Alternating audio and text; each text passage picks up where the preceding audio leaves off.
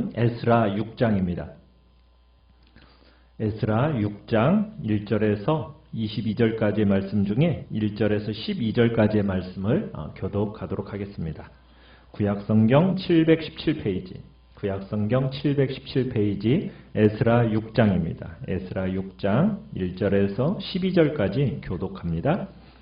6장 1절입니다. 이에 다리오 왕이 조서를 내려 문서 창고 곧 바벨론의 보물을 쌓아둔 보물 전각에서 조사하게 하여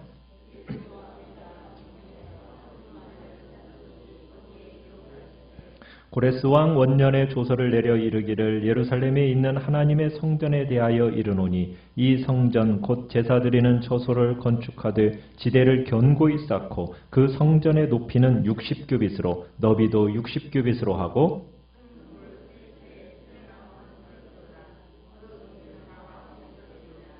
또 느부갓네살이 예루살렘 성전에서 탈취하여 바벨론으로 옮겼던 하나님의 성전 금, 은 그릇들을 돌려보내어 예루살렘 성전에 가져다가 하나님의 성전 안 각기 제자리에 둘지니라 하였더라.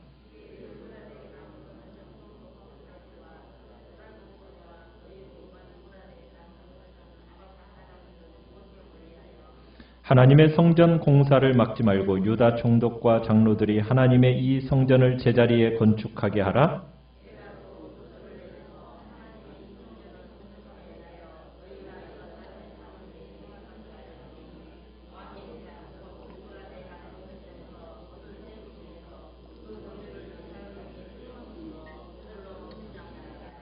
또 그들이 필요로 하는 것 곧 하늘에 하나님께 드릴 번제의 수송아지와 순양과 어린 양과 또 밀과 소금과 포도주와 기름을 예루살렘 제사장의 요구대로 어김없이 날마다 주어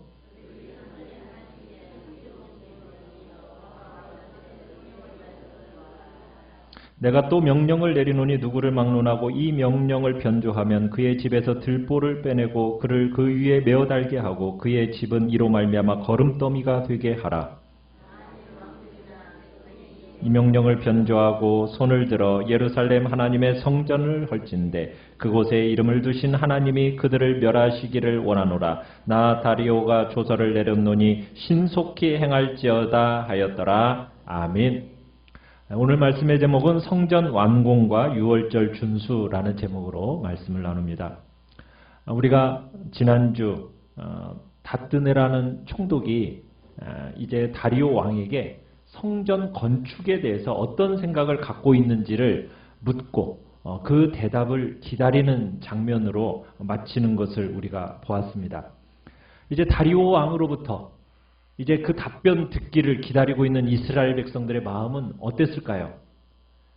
참으로 또 이 성전 건축이 멈추는 건 아닐까 하는 어떤 많은 두려움이 그들의 마음속에 있었을 겁니다. 혹여나 또 성전 건축을 이제 막 시작했는데 또 못하게 하면 어떻게 할까? 아마 그런 근심과 염려가 아마 이스라엘 백성들의 마음속에 있었을 거예요. 자, 오늘 본문에서 우리는 하나님께서 하나님의 말씀에 순종하는 백성들에게 어떤 방식으로 당신의 일들을 풀어가시는가 그것을 우리가 보고자 합니다. 자, 다뜨네가 다리오 왕에게 고레스 칙령에 대해서 확인해 달라고 그리고 성전 건축에 대해서 다리오 왕의 마음은 어떠한가 그 확인하는 편지를 보냈는데 그에 대한 답장이 왔어요. 답장이 왔어요. 이 다리오 왕이 1절에 보면은 이제 조서를 내려가지고 보물 전각에서 그 고레스 칙령을 찾게 했습니다. 자, 그런데 그 고레스 칙령 두루마리를 찾았어요. 어디서 찾았죠? 우리 2절 한번 읽어볼까요? 시작. 메데도 앙메다 궁성에서 한 두루마리를 찾았으니 거기에 기록하였으되. 자, 어디에서 찾았어요? 메데도 앙메다 궁성이라는 곳에서 찾았습니다. 이 메데라는 지역은 원래 바사가 제국이 되기 이전에 뭐라고 불렸었냐면 메데바사 이렇게 불렸어요. 메데바사. 성경에서 우리가 메데바사라고 불리웠던 걸 보는데 원래는 연합국이었어요. 메데라는 나라와 바사라는 나라가 원래는 연합국이었어요. 처음에는 메데가 더 컸습니다. 바사를 이 메데가 지배했었어요. 그런데 나중에 이 바사, 이 페르시아가 세력을 얻으면서 이 메대를 정복하게 되고 이 메대까지도 다 바사 제국 안으로 흡수하게 된 겁니다. 원래 출발은 메대 바사 제국이에요. 자, 그런데 이 메대 바사 제국이었는데 이 메대의 수도가 어디냐? 오늘 2절에 나와 있는 것처럼 앙메다입니다. 앙메다라는 성이에요. 이 앙메다 성은 지역이 높은 곳에 있는 성이에요. 고지가 약 1800m 정도 되는 그런 높은 지역에 있는 성이 이 앙메다 성인데, 이 바사 제국이 자리하고 있는 지역이 중동 지역이잖아요. 중동 지역은 어떻습니까? 여름이 가을칼 만큼 굉장히 무더운 지역이잖아요. 그래서 바사 왕들이 이 바벨론의 이 혹독한 이 여름 날씨를 피하기 위해서 어디에 가서 별장을 지냐? 이 앙메다라는 성에 별장으로 놓고 여름을 보냈어요. 자, 그런데 그 앙메다 성에서 뭐가 발견이 된 겁니까? 이 고레스 칙령이 발견이 된 거예요. 자, 그러면서 이제 그 앙메다 궁성에서 발견된 이 고레스 칙령, 이 고레스 칙령에 대한 내용이 3절에서 이제 5절까지 나오는데, 자, 그 내용이 우리가 1장에서 봤던 그 내용하고는 약간 다른 독특한 내용이 있어요. 3절에 가보시면은 3절 끝부분에 이렇게 시작이 되죠. 이 성전 곧 제사 드리는 처소를 건축하되 지대를 견고히 쌓고 그 성전의 높이는 몇 규빗이요? 60규빗, 너비는 60규빗으로 하라. 그 다음에 4절에 가보시면 큰 돌 3켜에 새나무 1켜를 놓으라. 그 경비는 다 왕실에서 내리라. 이 내용은 우리가 이 에스라 1장에서 봤던 이 고레스 칙령에 포함되어 있지 않은 내용이에요. 자, 그 내용, 이 내용에는 지금 성전을 지을 때 어느 만큼의 크기로 지어야 되는지에 대한 이야기를 지금 알려주고 있는 거죠. 자, 너비가 얼마? 60규빗. 높이가 60규빗이라고 되어 있어요. 자, 여러분 이 규모가 어느 정도냐? 여러분 솔로몬 성전의 길이가 60규빗입니다. 너비는 몇 규빗인지 아세요? 20규빗이에요. 그러면은 지금 여기에 나와 있는 이 규모가 더 넓죠? 3배나 더 넓어요. 높이도요. 솔로몬 성전의 높이는 30규빗입니다. 근데 여기서는 지금 높이를 얼마라고 지으라고 얘기했어요? 60규빗. 그러니까 2배나 높게 짓도록 말을 해놓았다는 거예요. 자, 그런데 성전은 실제로 그렇게 지었어요? 못 지었어요? 그렇게 못 지었죠. 우리가 2장에서 보지만은 성전 기초를 놓을 때 너무 초라해가지고 어땠다고 그랬어요? 울었다고 그랬어요. 통곡했다고 그랬어요. 그런 것을 보면은 여기에 나와 있는 수치는 꼭 이렇게 지어라 이렇게 했다기보다는 크기의 상한선을 정해주었던 것 같아요. 실제로 그렇게 지을 만한 여력이 되지 않아서 상대적으로 성전을 작게 지었던 거죠. 자, 성전을 짓되 벽은 어떻게 지으라고 했어요? 돌 3겹, 그러니까 돌을 3겹으로 쌓고 그 다음에 새나무를 1겹으로 쌓는 방식으로 성전을 지어라 하면서 방법까지 이 고레스 칙령에 기록되어 있었다는 거예요. 그게 바로 앙메다 궁성에서 발견되어진 고레스 칙령의 내용이에요. 자, 그 고레스 칙령이 발견이 되었어요. 이 고레스 칙령을 확인한 다리오 왕이 이제 어떻게 합니까? 그 성전 짓는 것에 대한 편지를 이제 이 다뜨네에게 보내는데 그 편지의 내용이 정말 눈여겨봐야 할 내용이 있어요. 자, 고레스 칙령이 있다라는 걸 확인한 이 다리오 왕이 앙메다 궁성에서 발견한 이 다리오 왕의 마음은 지금 어떠했느냐? 이게 이제 다뜨네 총독의 관심사거든요. 자, 다리오 왕이 어떻게 말했는가? 우리 한번 보죠. 6절에 가보시면은 이제 총독 다뜨네, 스달보스네, 그리고 동관들에게 이야기를 합니다. 뭐라고 얘기했냐면 6절 끝에 보면 그곳을 멀리하여 7절 같이 한번 읽어보죠. 시작. 하나님의 성전 공사를 막지 말고 유다 총독과 장로들이 하나님의 이 성전을 제자리에 건축하게 하라. 자, 첫 번째 이 다리오 왕의 편지에는 뭐라고 적혀 있어요? 지금 이 성전 건축을 어떻게 하지 말래요? 막지 말래. 그죠? 막지 말고 어떻게 하라고요? 건축하도록 허락해라. 그렇게 얘기합니다. 자, 그런데 더 놀라운 내용이 뭐냐? 이제 두 번째, 너무나도 재밌게도 이제 8절에 한번 가보시면은 뭐라고 기록되어 있냐면, 우리 8절을 한번 보시면은, 내가 또 조서를 내려서 하나님의 이 성전을 건축함에 대하여 너희가 유다 사람의 장로들에게 행할 것을 알리노니, 왕의 재산, 곧 유브라데강 건너편에서 거둔 세금 중에서 그 경비를 이 사람들에게 끊임없이 주어 그들로 멈추지 않게 하라. 아니, 성전 공사를 방해하지도 않을 뿐만 아니라 계속 지켜야 하면서 뭐까지도 지금 말하고 있어요. 성전 공사에 필요한 재정을 어떻게 하라고요? 후원하라는 거예요.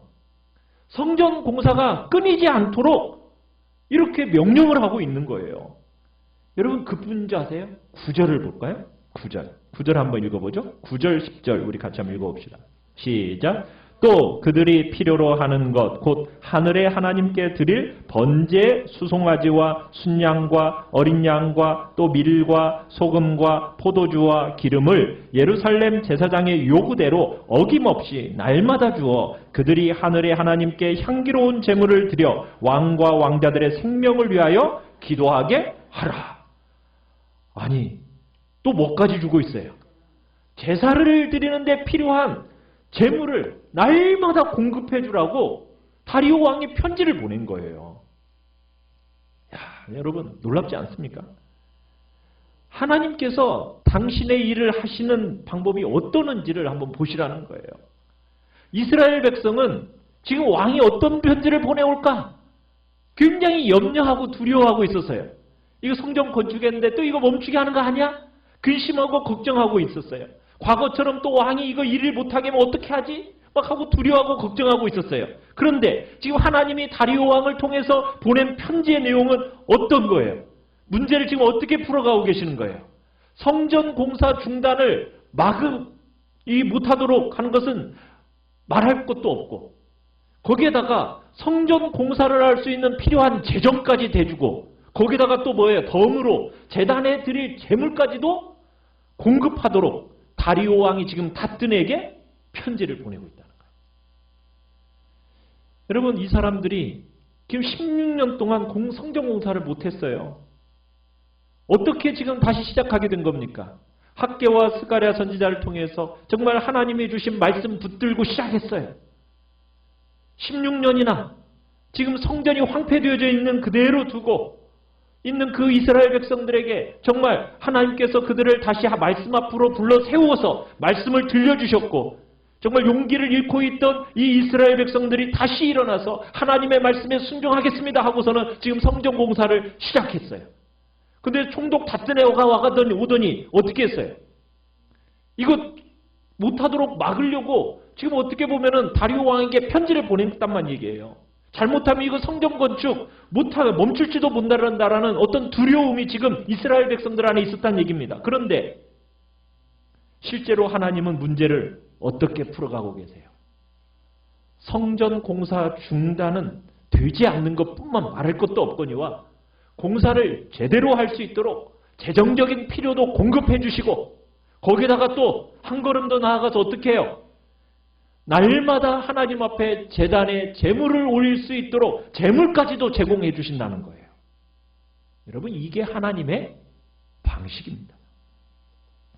여러분, 하나님의 말씀을 따라서 정말 이 땅을 살아갈 때 우리가 다뜨네 같은 인물들이 나타나요. 등장해요. 하나님의 일을 하지 못하도록 정말 이런저런 옛날에 그런 경험들이 막 나타나면 떠오르면서 두려움과 염려, 우리의 마음에 생길 수 있어요. 여러분, 그런데 우리가 말씀을 붙들고 순종의 길로 걸어가잖아요. 그러면 하나님의 때가 되면 하나님이 문제를 풀어주시는데 어떤 식으로 풀어주셔요? 이런 방식으로 풀어주신다는 거예요. 여러분, 이게 성경 안에서만의 이야기일까요? 아니죠. 여러분과 제가 여러분 하나님의 말씀을 붙들고 여러분의 말씀에 순종하는 삶을 살면은 우리의 삶에 다뜨네 같은 사람 만나요. 때로는 그 다뜨네 같은 사람으로 말미암아 염려와 두려움이 우리의 마음속에 확 생길 수 있어요.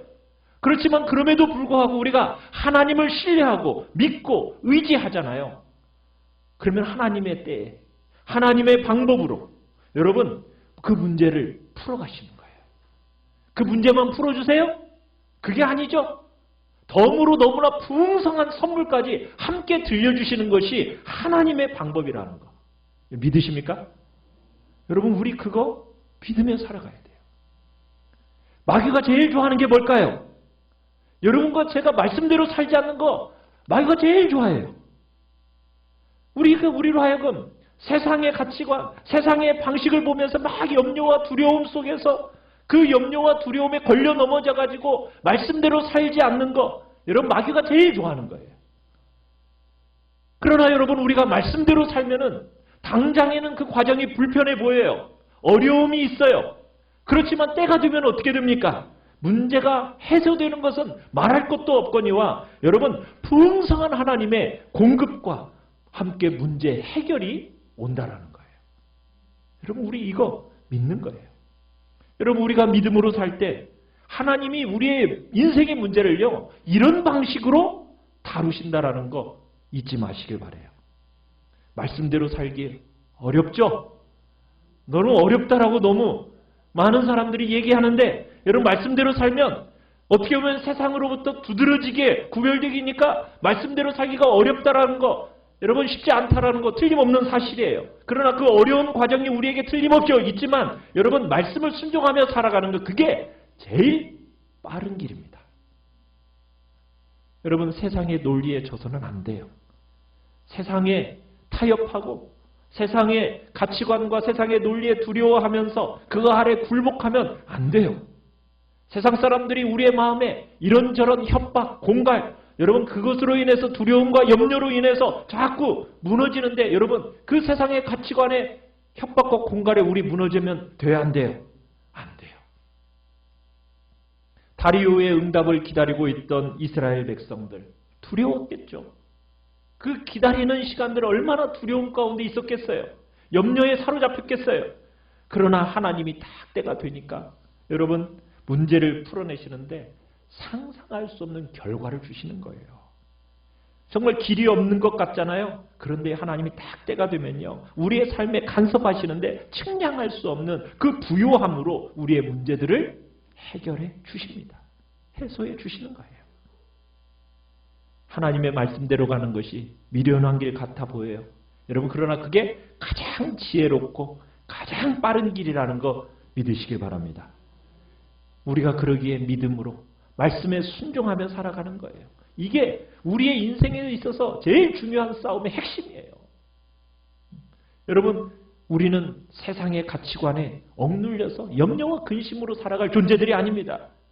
아직 경험되지 않은 미래이기 때문에 여러분 두렵지 않을 수 없는 것이 우리의 본성이긴 해요. 그렇지만 우리는 하나님을 신뢰하면서 여러분 믿음으로 걸어가는 거예요. 그 안에 하나님의 인도하심이 있다는 거 우리는 믿고 우리는 그 길 가는 사람이 돼야 되는 거예요. 자 이렇게 다리오 왕이 편지를 보내서 여러분 성전 짓는 것이 어떻게 됐어요?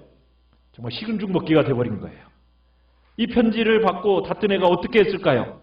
여러분 13절에 보니까 이 편지를 받고 나서 이 다뜨네와 스달보스네와 동관들이 어떻게 했다고요? 신속히 준행하니라. 신속히 준행했대요. 왜 신속히 더 준행했는지 아세요? 11절에 가보시면은 명령을 내렸어요. 다리오 왕이 뭐라고 명령을 내렸어요? 경고문까지 내렸어요. 누구를 막론하고 이 명령을 변조하면 그의 집에서 들보를 빼내고 그를 그 위에 메어 달게 하고 그의 집은 이로 말미암아 거름더미가 되게 하라 하면서 이 경고문까지 주었으니 여러분 얼마나 이 총독 다뜨네하고 스달보스네하고 그 동관들이 막 신속하게 진행했겠어요. 거기다가 학개와 스가랴를 통해서 끊임없이 하나님의 말씀을 들으니까 결국 여러분 14절, 15절 그 일이 어떻게 됐다고요? 성전 건축하는 일이 형통했다. 그래서 여러분 성전 건축이 딱 일이 맞춰지는데 언제 맞춰졌다고 얘기합니까? 15절 같이 한번 읽어볼까요? 시작. 다리오 왕 제6년 아달월 3일에 성전 일을 끝내니라. 자, 성전 재건의 시작은 언제였죠? 다리오 왕 2년에 시작이 됐어요. 그죠? 자, 몇 년에 마쳤다고요? 다리오 왕 6년. 그럼 몇 년 걸쳤어요? 4년 남짓 만에 성전이 완공이 되었어요. 여러분, 성전이 언제 무너진지 아세요? 유다가 예루살렘이 멸망하면서 여러분 무너진 게 성전이에요. 그때가 언제인지 아세요? 주전 586년이에요. 그런데 이 다리오 왕 6년, 다리오 왕 6년은 주전 몇 년이냐? 516년이에요. 그럼 딱 몇 년 만이죠? 70년 만에 하나님의 성전이 다시 재건이 된 거예요. 얼마나 감격스러웠겠어요. 그죠? 너무너무 감격스러웠을 거예요. 이 복되고 영광스러운 일. 자, 성경은 어떻게 묘사를 하고 있느냐? 우리 14절을 다시 한번 봅시다. 14절에 보면 이렇게 얘기하고 있어요. 유다 사람의 장로들이 선지자 학개와 이도의 손자 스가랴의 권면을 따랐으므로 성전 건축하는 일이 형통한지라. 이스라엘 하나님의 명령과 바사왕 고레스와 다리오와 아닥사스다의 조서를 따라 성전을 건축하며 일을 끝냈다. 이렇게 얘기하고 있어요. 자, 일을 끝낸 동인을 지금 뭐라고 얘기하고 있느냐? 하나님의 명령과 그 다음에 바사왕 고레스와 다리오와 아닥사스다의 조서로 인하여. 또 앞으로 좀 넘어가면은 여기서는 또 학개와 스가랴의 또 뭐예요? 도움, 권면을 따랐고. 그 앞에 가보면은 13절에는 누구를 통해서? 총독 다뜨네와 스달보스네와 동관의 도움으로. 그 앞으로 가보면은 스룹바벨과 에스와를 통해서 마침내 그렇게 성전이 완공이 돼요. 여러분, 하나님이 문제를 풀어가실 때요, 여러분 성전을 지켜야 하는 거 방해하지 못하게 하실 뿐만 아니라 재정도 보내주고 하나님의 성전에 드릴 재물도 보내주었어요. 그런데 그 성전이 그냥 지어진 게 아니에요. 그 속에는 여전히 이스라엘 백성들의 수고도 들어가 있죠. 그런데요, 여기서 참 재밌는 게 뭐냐면, 여러분, 이 총독 다뜨네나 스달보스네, 또 황제 고레스, 다리오, 이 사람들이 지금 하나님을 아는 사람이에요? 하나님을 모르는 사람들이에요? 하나님을 모르는 사람들이에요. 그런데 그들이 도와요. 그들이 도와요. 우리는 자꾸 어떤 생각을 하냐면 하나님의 말씀은 교회 안에서만 통한다고 생각을 해요. 여러분, 말씀은 교회 안에서만 통하는 겁니까?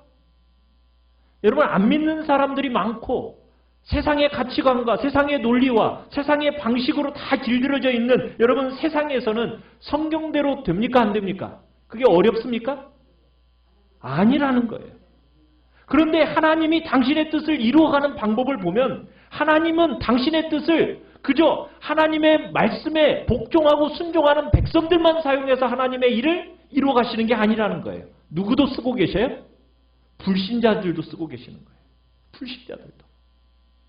하나님을 전혀 모르는 사람들, 그런 사람들까지도 하나님의 뜻을 이루어가는데 그런 사람들까지도 쓰고 계시는 거예요. 그냥 주님께 복종하고 주님의 말씀에 동의하는 사람들만 여러분 하나님이 사용하시는 게 아니라 주님을 전혀 모르는 사람들조차도 주님이 딱 붙들어가지고 하나님의 말씀, 하나님의 뜻을 이루는 도구로 그런 사람들을 어떻게 하신다고요? 사용하시는 거예요. 여러분, 이게 하나님께서 하시는 일이에요. 불순종하는 세상의 가치관에 이 세상의 사람들까지도 하나님은 당신의 일을 이루는데 사용하신다니까요. 신앙은 그저 교회 안에서만 통용되는 이야기가 아닙니다. 하나님의 말씀과 그분의 뜻은 여러분 믿지 않는 사람들까지도 하나님은 사용하셔서 자신의 일을 이루어 가시는 하나님의 주권 아래에서 이 세상이 움직인다라는 것. 여러분, 우리는 믿어야 돼요. 우리는 그러기에 우리의 삶에 있어서 틀림없이 하나님의 말씀과 그분의 뜻이 이루어진다라는 것을 믿으며 나아가시길 바라요. 오늘 성전의 완공을 기뻐하는 이 백성들의 감격이 여러분과 저의 삶 속에도 틀림없이 있을 거라는 거 믿으시며 나아가기 바랍니다. 자, 그리고 나서 이제 16절부터 보시면은 이 성전 건축을 하고 나서 헌당 예배를 드려요. 그런데 이 헌당 예배는 몇 절밖에 안 나오죠? 딱 석절 나와요. 석절. 16절, 17절, 18절. 3절밖에 등장 안 해요. 여러분, 이 헌당이 얼마나 감격스러운 일이에요. 그런데 왜 이렇게 짧게 다루고 그냥 지나갈까요? 이유가 뭐예요? 우리가 앞으로 느헤미야 12장에 가보시면은 성대한 헌당식이 나옵니다. 12장의 거의 절반을 차지하는 헌당식이 느헤미야 12장에 나와요. 거기에서는 거창한 이야기가 나오는데 왜 여기에서는 간단하게 하고 지나갔느냐? 여러분, 하나님의 성전은 단지 예배당만 짓는 거라고 얘기했나요? 아니라고 그랬죠. 뭐까지 완성이 돼야 돼요? 그렇죠. 성도와 예배당을 보호할 수 있는 성벽까지 완공이 되어져야 그게 성전의 완성이라고 얘기했어요. 그래서 이제 느헤미야 12장에 가면 본격적으로 그 이야기가 나오게 돼요. 자, 그러고 나서 이제 19절로 가보시면 자, 예배당을 다 짓고 헌당한 다음에 자, 뭘 했느냐? 우리 19절 같이 한번 읽어봅시다. 시작. 사로잡혔던 자의 자손이 첫째 달 14일에 유월절을 지키되. 자, 성전을 다 완공하고 나서 돌아온 백성이 제일 먼저 한 게 지금 뭐예요? 유월절을 지키는 겁니다. 유월절. 여러분, 이 유월절을 지킨다는 것은 굉장히 상징적인 의미가 있어요. 이스라엘 멸망기 이전에 황금기 같은 시대가 있었는데 그 중에 한 사람이 요시야 왕 이야기예요. 우리가 요시야 왕 이야기를 전에 들었었지만 이 마지막 부흥기 때 요시야가 성경을 발견하게 되잖아요. 율법책을. 그 율법책을 발견하면서 개혁을 시작하는데 여러분, 그때 개혁을 하면서 요시야가 온 이스라엘을 모아놓고 지켰던 절기, 그 절기가 뭐예요? 바로 유월절이에요. 유월절. 그래서 이 유월절이라는 것은 아주 중요한 상징적인 메시지를 담고 있다는 얘기예요. 성전을 짓고 나서 지금 유월절을 지켰어요. 왜냐하면 이 유월절은 그 백성의 삶에서 아주 중요한 분기점이 되는 절기이기 때문입니다. 어떤 면에서 그럴까요? 여러분, 유월절 전에 이스라엘의 상태는 어떤 상태였죠? 유월절 전의 상태. 유월절이 언제 제정된지는 아시죠? 유월절 언제예요? 이스라엘 백성들이 애굽에서 종살이 할 때, 그죠? 종살이 할 때. 그러니까 유월절 전에는 애굽에 뭐였어요? 종이었어요. 종. 애굽에 종살이를 하면서 열심히 종노릇 하면서 일했어요. 일한 거 자기 거예요? 아니에요? 아니죠. 다 누구 거예요? 네. 애굽의 주인들 거예요. 자기들은 종이니까. 이 사람들이 일주일에 한 번씩 쉴 수 있었어요? 없었어요? 안식일 같은 것이 없었어요. 그래서 죽자 살자 일만 했어요. 그렇게 살다가 그렇게 살고 있는데 하나님이 찾아오신 거잖아요. 하나님이 찾아오셔가지고 그 백성을 그 애국 땅에서 구원해내셨잖아요. 살려내셨잖아요. 어떻게? 집에 문설주 기둥에 뭘 발라서? 어린 양의 피를 다 바르도록 하셨고 온 애국 사람들을 심판하는 그 가운데서 이스라엘 백성들을 어떻게? 하나님의 죽음의 사자로부터 건져내셨잖아요. 그죠? 어린 양의 피 묻은 그 피가 묻은 집은 어떻게 했어요? 유월. 넘어간다. 심판을 행하지 않고 넘어간다. 어린 양의 피가 묻어있는 집은 유월한다. 이게 유월절의 핵심이에요. 유월절이 있기 전에 이스라엘 백성들은 노예였어요. 종이었다고요. 자기 소유도 없었어요. 아무런 존귀도 없고 쉼도 없고 안식도 없었어요. 그런데 유월절을 경험하면서 이 이스라엘 백성들이 애굽에서부터 나왔고 애굽으로부터 나와서 그때부터 이 사람들이 어떤 사람이 되었어요? 더 이상 종이에요? 아니에요? 종이 아니죠. 자유자가 됐어요. 하나님의 백성이 됐어요. 하나님의 자녀가 됐어요. 자기들이 열심히 일하면은 그 열심히 일한 것이 이제 누구 것이 돼요? 자기 것이 돼요. 소유가 생겼어요. 이제는 더 이상 일주일 내내 그냥 죽자 살자 일만 하도록 안 하도록 하나님이 어떻게 하셨어요? 안식하도록 안식일을 주셨어요. 쫙 살게 일할 필요도 없어졌어요. 그죠? 하나님께서 이제 7일에 하루는 안식하도록, 안식일을 지키도록 하셨어요. 그러면서 이스라엘 백성들로 하여금 쉼이 뭔가 그것을 보여주신 거예요. 여러분, 안식일을 지킨다는 것은 그냥 종교적인 규례를 지키는 것을 얘기하는 게 아니에요. 안식일을 지킨다는 건 무슨 의미가 있는 거예요? 과거에는 내가 어떤 사람이었는데 지금은 내가 어떤 사람이다 라는 것을 선포하는 핵심적인 행위 중에 하나가 안식일을 지키는 겁니다. 우리는 세상 사람처럼 일하지 않는다. 전에는 내가 정말 세상의 종이었고 돈의 종이었고 끝없는 성공의 종이었는데 그래서 내가 안식일에도 막 일하고 쉼이 없이 살았었는데 끝없이 일만 하던 백성이었는데 그런 내가 이제는 유월절을 통해서 내가 하나님의 자녀가 되고 자유자가 되었기 때문에 내가 이제는 안식일을 딱 선포하면서 나는 이제 종이 아니다. 나는 쉴 수 있는 자유자다. 여러분, 이 하나님의 자녀다라는 표시가 어디 속에 있는 거예요? 안식일 속에 있는 거예요. 안식일 속에. 그런데 이 백성이 나중에 포로로 잡혀가잖아요. 왜 그래요? 안식일이 다 무너져 버렸기 때문에. 안식일이. 아니, 안식일날 일하면 뭐가 생기니까? 돈이 생기니까. 그러니까는 이 마음이 세상의 부와 명예와 그 돈에 마음이 다 빼앗겨가지고 안식일을 지켜야 안 지켜요? 안 지켜요. 뭐의 종이 돼가지고? 돈의 종이 되어가지고. 여러분, 그러면서 세상의 종으로 다시 돌아가 버린 거예요. 그러니까 하나님이 어떻게 하셨어요? 그래? 니네들 한번 진짜 종맛 한번 봐. 하고선 하나님이 어떻게 하셨어요? 70년 동안 바벨론 종으로 그냥 팔아버리신 거예요. 진짜 니네 종살이 한번 해봐. 하고선 하나님이 종살이 시켜버리신 거예요. 그리고서는 이들이 다시 돌아온 거예요. 하나님의 임재의 증거인 하나님의 성전을 짓고 이 사람들이 제일 먼저 지금 하고 있는 일이 뭐예요? 유월절을 지키는 거예요. 내가 누구냐는 거예요. 나는 더 이상 종이 아니라는 거예요.